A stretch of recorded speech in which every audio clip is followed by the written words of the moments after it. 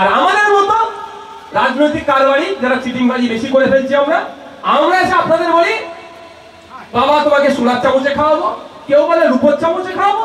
বন্ধুগণ, সজাগ হতে হবে, সতর্ক হতে হবে।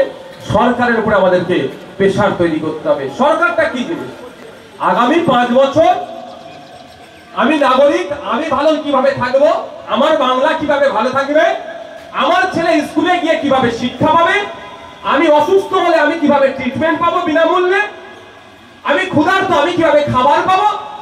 এক কথাই যে পশ্চিমবাংলা আমাদের এই পরিবার ভালো থাকবে, তার জন্য আগামী 5 বছরের জন্য দায়িত্ব তুলে দেওয়া হয়। এটার নাম হচ্ছে সরকার। আর আমাদের মতো রাজনৈতিক কারবারি যারা চিটিংবাজি বেশি করে ফেলছি আমরা এসে আপনাদের বলি বাবা তোমাকে সোনার চামচে খাওয়াবো, কেউ বলে রূপোর চামচে খাওয়াবো, কেউ বলে ডায়মন্ডের চামচে খাওয়াবো। আপনাদের মনের ওর মধ্যে যার কথাটা পছন্দ হয় তাকে সরকারে বসিয়ে দেন। কিন্তু চামচ তো দূরের কথা, প্লাস্টিকের চামচও দেয় না। এত গল্প অনেক সময় কেউ বলে সোনার চামচ, কেউ বলে রূপোর চামচ, কেউ বলে ডায়মন্ডের চামচে খাওয়াবো।